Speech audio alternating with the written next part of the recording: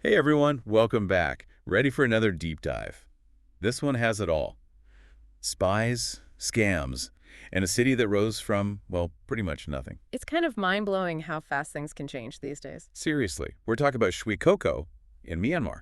Heard of it? I feel like most people haven't. It's only recently been on the radar. Right. But this place is like something out of a movie. Some are calling it the Las Vegas of Southeast Asia, but there's a whole lot more to the story than casinos and bright lights. Yeah, definitely more than meets the eye. We're using this awesome documentary from Al Jazeera English as our guide for this deep dive, and let me tell you, things get wild. Oh, yeah. So imagine this. A few years ago, Sri Koko was basically just rice paddies. Now it's this boomtown with tons of Chinese investment pouring in, construction everywhere. The documentary shows these crazy celebrations like Lunar New Year and a water festival, and everything looks amazing, vibrant. But then you start hearing about the other side. The darker side. We're talking human trafficking, forced labor, and these crazy online scams called pig butchering. And those scams, they're not just some small-time operation. This is organized, sophisticated, global. It really shows how the dark side of globalization works. Okay, so at the center of all this is a guy named Jiang, and his story is just, wow. It's like a spy novel, for real. He claims he was a Chinese spy. Says he was recruited in the Philippines, tasked with infiltrating these criminal networks, feeding intel back to China. He even claims he was at a state dinner with Xi Jinping. And there's actually video of that dinner. It checks out. I know, right? So crazy. He also says he was appointed to all these official Chinese organizations, like he was operating at a really high level. But then things get messy. Yeah, he gets involved with this massive development project, the Yatai New City. That's when everything seems to go sideways. So picture this $15 billion project. A futuristic city right there on the Thai-Myanmar border. And it's not just some random development, right? Zhejiang partners with this guy, Colonel Saw Chit-thing, who leads one of those ethnic armed groups in Myanmar. Okay, so quick explainer for those who might not know. Yeah. These ethnic armed groups, they've been fighting the Myanmar government for ages, wanting their own territory and control. It's a whole complicated situation. Exactly. So you've got this volatile mix, and then Zhejiang comes in, working with an armed group, initially with support from the Chinese embassy. There are these big signing ceremonies, promises of prosperity, and then China's like, nope, not us. This isn't part of our Belt and Road thing. What? Seriously, they distance themselves. So what was the deal? Was he a rogue agent? Was China playing some kind of double game? It's hard to say. I mean, there's evidence backing up some of Xi Jinping's story, the China trips, the meeting with Xi Jinping, the connection. Right. But then both he and the colonel get sanctioned by the UK. They're accused of being linked to the scams, human trafficking, the whole 9 yards. If he was such a high-level Chinese asset, wouldn't they have protected him? Exactly. It makes you wonder if he was operating in this gray zone, tolerated until he became inconvenient. And then just to add another layer to this whole thing, he gets arrested in Bangkok. Officially, it was for running a casino. But his lawyers claim it's because he knows too much, like he's being silenced. There's even weird stuff with the dates on his arrest warrant and the Interpol notice. It's all very suspicious. Yeah, totally. It makes you question what's really going on. Was he a pawn or a player? Did he get in over his head? It's crazy. And then, hold on, it gets even better. There's this other person connected to all of this, Alice Gu Ping. She was this fugitive, a former mayor in the Philippines, and guess what? Also accused of being a Chinese spy. Bingo. And Xi Jinping, he had this file on her contradicting all her claims about her past, her family. It's like this whole network of shadowy figures operating in Southeast Asia. And the Al Jazeera folks, they actually found evidence in Gu Ping's supposed hometown in China backing up the stuff in that file. No way. Wait, so 2 Chinese spies potentially tied to this Shui Koko operation.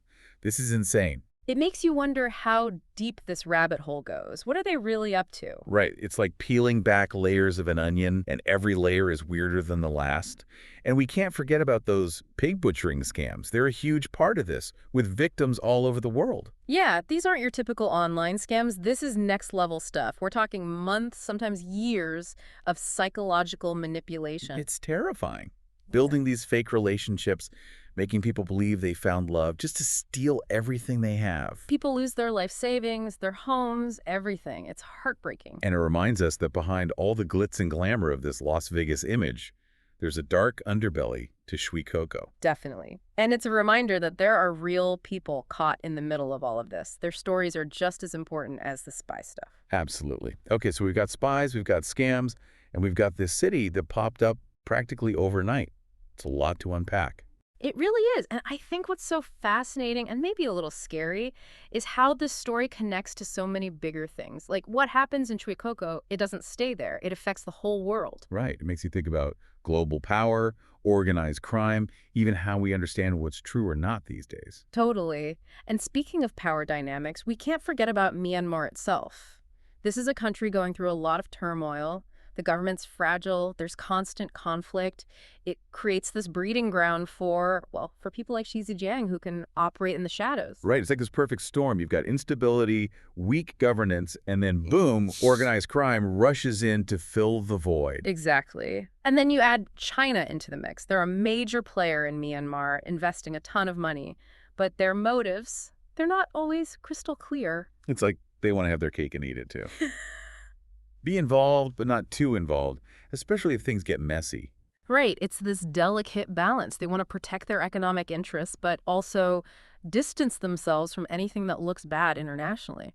Which makes you wonder, were guys like Xi Jinping operating with some kind of like unofficial approval?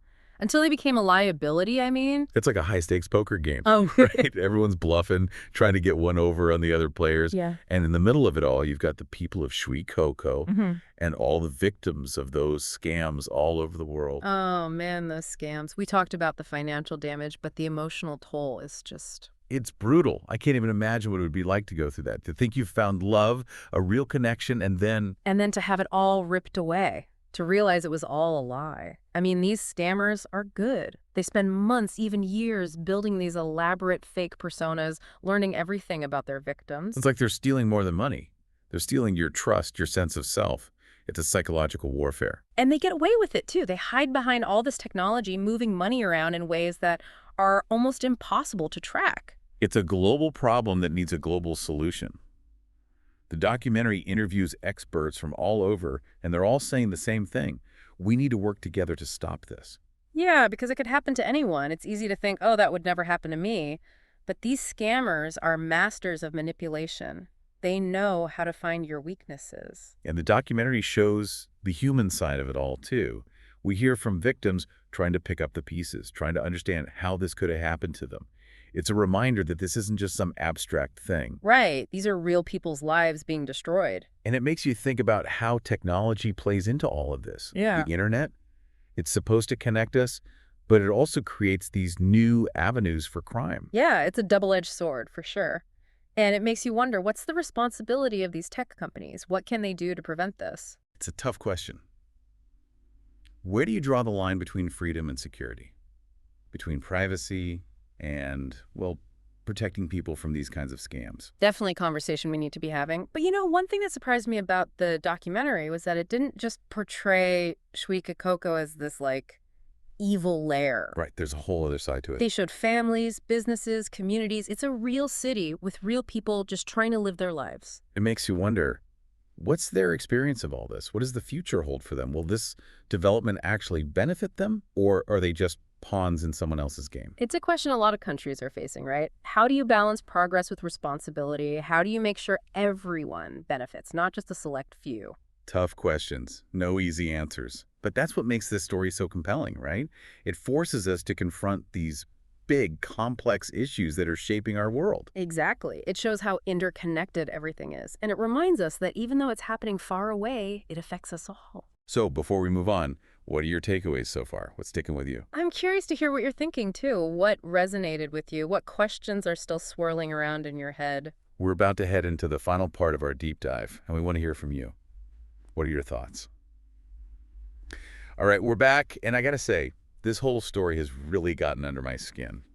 It's like one of those things you can't stop thinking about, you know? I know what you mean. It's just so layered, so many different threads. We started with this boomtown, a supposed spy, but we've ended up talking about everything from global politics to the dark side of the internet. It's mind-boggling, and what really gets me is how hard it is to know what's actually true. Everyone seems to have a different story, and the Yeah. truth is, well, Slippery. Exactly, like trying to grab smoke. But even with all that, I think we've learned a lot. Oh, definitely. We've seen how quickly a place like Shui Koko can transform, how powerful these scam operations are, how they can devastate people's lives. And we've seen the human cost of it all.